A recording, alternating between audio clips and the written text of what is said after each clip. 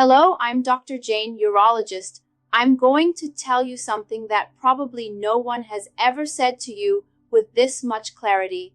After age 60, your intimate life is not over, but the way you take care of that part of your health today can be the only difference between keeping your vitality or losing it forever.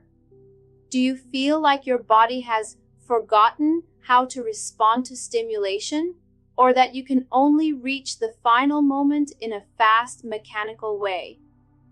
Many men sit in my office thinking that loss of sensitivity or difficulty maintaining firmness is just a thing of age, when in reality, they're making silent mistakes that are conditioning the brain for failure and harming prostate health. If you've stopped having intimate moments out of fear, shame, or discomfort, you need to know that this could be accelerating your physical and hormonal decline. In this video, I'm going to reveal exactly which 3 mistakes most men over 60 make in their intimate routine and that are damaging their potency. More importantly, I'm going to teach you how to do it safely and give you a practical protocol to reverse these habits, regain your confidence, and protect your urological health. Stay with me, because the solution is within your reach and is simpler than you imagine. Throughout my career in medicine, treating exclusively male health, I've noticed a pattern that repeats itself with alarming frequency. Mature men with incredible life stories arrive at the office carrying an invisible weight on their shoulders. They sit in front of me, often avoiding direct eye contact, with a withdrawn posture and a voice almost in a whisper. There's a crucial moment in the appointment, the one when I ask about intimate health and the frequency of self-stimulation, when a heavy silence fills the room. It's a silence loaded with doubts, myths, and, unfortunately, a lot of resignation. When they finally break that silence, I hear stories that break my heart. Phrases like, "Doctor, it feels like my system shut down," or "It only works if I do it in a very fast and specific way," or the one that worries me the most: "I think that phase of life is over for me." What the vast majority of these men don't know, and perhaps you don't either, is that it wasn't the calendar or age that turned off their body's response. It was, in fact, a construction of habits over decades. The way they maintain their intimate practices for years, often in a hurry, automatically, seeking only immediate tension relief and completely disconnected from any real sense of pleasure, train the body and mind for difficulty. The consequences of this are silent. They accumulate slowly like compound interest, but when the bill arrives, it charges heavily on self-esteem and physical health. Today, I want to bring clarity to this topic. Let's talk openly about the 3 critical mistakes mature men make and that affect their overall health, and of course, how we're going to fix this together. Let's get straight to the first point, which I consider fundamental to understanding most of the complaints I receive. The first big mistake is what I call autopilot practice and the resulting desensitization. Let me illustrate this with the story of a real patient. Let's call him Mr. Carlos to preserve his identity. He was 68 years old, a healthy man who came to see me complaining that he could no longer maintain the necessary rigidity, even though he still had desire. He firmly believed his days of vigor were in the past. Talking deeply and with great respect about his private routine, I discovered that Mr. Carlos maintained a very frequent, almost daily practice, but it was always identical. He always used the same technique, applied excessive hand pressure, kept an extremely accelerated rhythm, and often depended on the same type of intense visual stimulus. He wasn't there to feel or experience the moment. He was there to solve an urgency and finish the process as quickly as possible, almost like a bureaucratic task of the body. Do you know what happens neurobiologically when you repeat this pattern for years on end? Your brain is an incredibly efficient and adaptable learning machine. It learned to associate release and climax exclusively with that specific routine, that exact pressure, and that frantic speed. Over time, the natural sensitivity of the region drops drastically. You start needing more strength, more friction, more extreme images just to feel a fraction of what you felt before. The disastrous result is that when you try to have an intimate moment with a real partner, or even try a calmer approach with yourself, your body simply doesn't respond. And why does this happen? Because reality is slower, another person's touch is softer, the connection is more emotional and less mechanical. Your brain, conditioned to high speed and high pressure, doesn't recognize that gentle touch as valid stimulation. This isn't just a bad habit, it's deep neurological conditioning.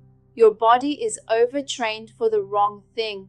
In more severe cases, this leads to total difficulty reaching the final moment, no matter how hard you try, unless you replicate that specific mechanical scenario you created. And the impact goes far beyond the physical issue. When you condition your body this mechanically, you lose the connection with yourself. The act stops being a moment of care and pleasure and becomes an obligation or just a stress relief valve without joy. This generates frustration, makes you avoid seeking new partners out of fear of failing at the critical moment, and opens the door to emotional isolation. But the good news, and I want you to pay close attention to this, is that the brain has a characteristic called neuroplasticity. It can relearn. The nervous system can be reset. But this requires you to stop treating your body like a machine and start treating it like an instrument that needs tuning. It requires patience to slow down, to feel textures, to notice breathing, trading the frantic search for the end for appreciation of the entire process. Self-stimulation isn't the villain. Doing it without awareness is what causes the problem. The second mistake is the extreme opposite but equally dangerous for your urological health: complete cessation of activity and lack of regular release. There's a very strong cultural myth rooted in our society that after widowhood, divorce, or simply crossing the 65 or 70-year barrier, a man should retire from these activities as if it were a switch that turns off. I vividly remember Mr. Antonio, a 69-year-old patient. He came to the office not for performance issues, but for severe urinary complaints. He was waking up 5-6 times a night to go to the bathroom, felt constant uncomfortable weight in his lower abdomen, and his urinary stream was very weak. When I investigated his history and asked about the frequency of his releases, he became visibly uncomfortable and said, "Doctor, that ended for me years ago. Since I've been alone, I figured I didn't need to worry about it anymore." Here's the physiological truth that many men ignore. Your prostate doesn't retire along with your social or professional life. It's an active gland that continues producing fluids constantly. If that fluid isn't drained periodically through ejaculation, it tends to accumulate. Imagine a hydraulic system where the water sits still for a long time. It stagnates. This prostatic stagnation leads to congestion, which favors inflammation and gland swelling. A congested, inflamed prostate compresses the urethra, causing all those terrible urinary symptoms I mentioned: urgency to go to the bathroom, discomfort, dripping, and chronic pelvic pain. Many men think this is just old age arriving, but in reality, it's a block system due to lack of use and maintenance. And the subject gets even more serious when we look at the scientific evidence. Robust studies, including a long-term follow-up conducted by Harvard University with tens of thousands of men, suggest a very important correlation. Men who maintain regular release frequency, the study cited an average of 21 times a month, but the focus here is consistency, not the exact number, showed statistically lower risks of developing serious prostate problems compared to those who didn't. The medical theory is that frequent release helps clean the gland of inflammatory substances and toxins that could accumulate in prostatic fluid. So it's not just about seeking pleasure, it's preventive health maintenance. When Mr. Antonio understood this, that it wasn't something wrong but a health issue, he changed his stance. He resumed activities with himself, focusing on personal care. In a few months, urinary symptoms improved significantly. He started sleeping better, and inflammation subsided. The cost of ignoring this body function can be high. Use of medications that could be avoided, invasive procedures, and increased disease risks. Don't neglect your prostate by believing the myth that you're past that age. The third mistake is perhaps the most insidious because it happens in the mind before manifesting in the body. Shame, isolation, and rejection of one's own male identity. I see this all the time in the office. Men who look away, who treat the subject as a joke to hide embarrassment, or who say, "That's for young people." Many of you grew up in more repressive times, hearing that touching yourself was something dirty, sinful, or a sign of moral weakness. Those messages received in youth don't magically disappear. They stay engraved in our subconscious. And when you age, those old beliefs combine with the mistaken idea that an old man doesn't do that, creating a powerful mental block. This block generates a withdrawal movement. You stop touching yourself, stop seeking touch, start seeing your natural desire as something inappropriate or ridiculous, and this emotional disconnection becomes biological.